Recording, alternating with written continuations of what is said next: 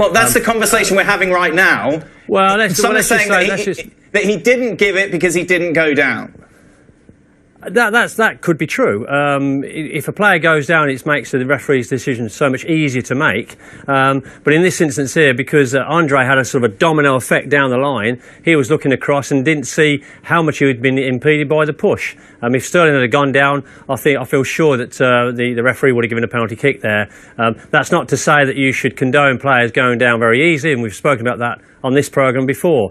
But unfortunately, in this instance here, it went against the forward who stood on his feet. Pete, can the fourth official get involved in this scenario? If he's at the side and he's got a better view and he's mic'd up, can he not aid the referee? Yes, he can. And in fairness, the assistant referee over the far side on that particular game, he probably had a better view than anybody in the stadium there of that push, and could have clearly helped the assistant referee. Probably one for the future, and probably one for video replay as we go forward into the future. Have you ever given a penalty, Pete, where the player hasn't gone down?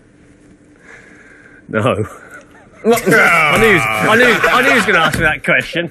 I knew that question was coming up, and the answer is no. You know, I haven't. And again, is that wrong? It probably is wrong in hindsight, but no, I haven't. I'll take what Michael Owen said in the papers the other day about his conversation with Kalina.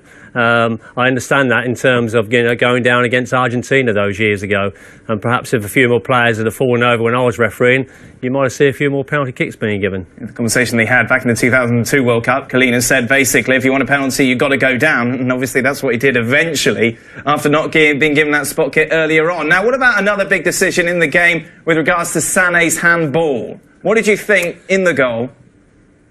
Yeah, look, handball's got to be deliberate. Again, we've debated this. Handball's got to be deliberate. And for me, that was a deliberate handball. He's raised his arm towards the ball. The player's eyes are clearly on the ball. He knows where the ball's going, and his arm's there to pat it down into his stride, into his running stride. And it assisted him in getting that goal. So, for me, deliberate handball, and the goal should not have been allowed. I'm not sure how Sané anticipated Hugo Lloris's header in that manner. And as much as you say it has to be deliberate, I think his arm is raised in an act of jumping. And even so, it takes a lot to anticipate that well, that Hugo Lloris is going to make that much of a hash with the header, especially given that Hugo Lloris was probably still inside his box when he headed the ball. I'm not sure how you credit Sané with all of that. Yeah, but I mean, Shaki, you've been a goalkeeper time, and there's an instinct attached to all this as well. And Sané saw the ball, and his instinct there was to put his arm or keep his arm there in order to aid his progress. For me, I thought he deliberately handled it, and for me, had there been a free kick awarded for the defence, that was probably the correct decision. See, that's why there's a grey area here with these handballs, and we could. And that's why it's an interpretation for the referees, and that's why there's always an out for the referees in this scenario, because I'm with Shaki here. I mean, if we're just saying it's black or white, it's deliberate or not, then there's no way that it could have been deliberate. He's just too close.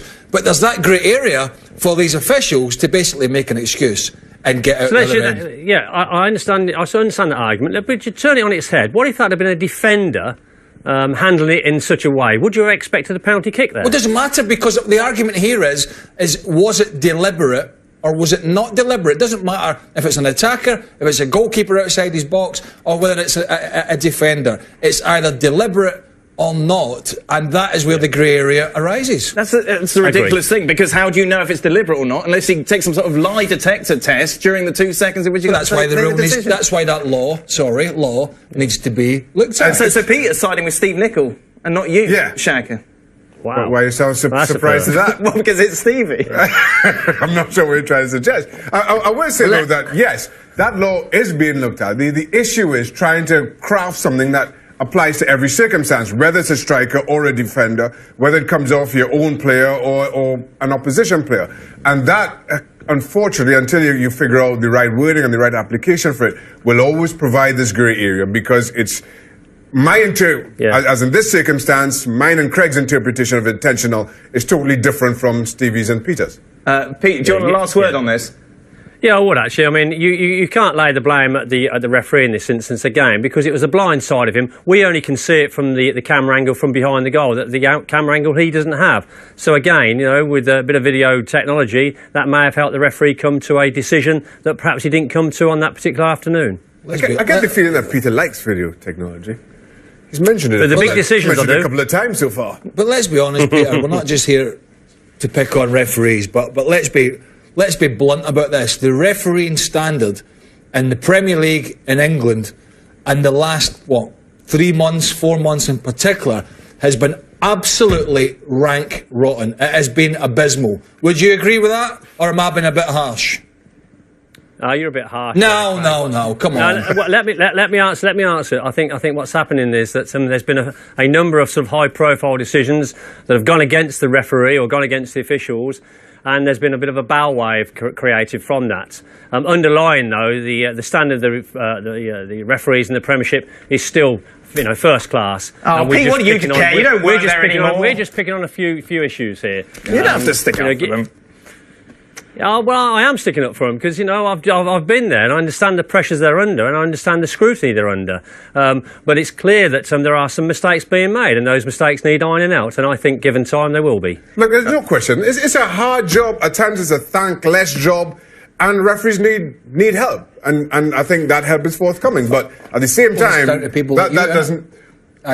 Go to these meetings, sort it out, stop gunning the jolly up. Right then, okay. A lot more, whether we like it or not, from Peter a little later on in the show. Just a reminder, the January transfer window has got, 7 days left? It's been exciting. Can you speed that up a bit? A lot's been going on. To get all the latest, go over to Transfer Talk over on ESPNFC.com.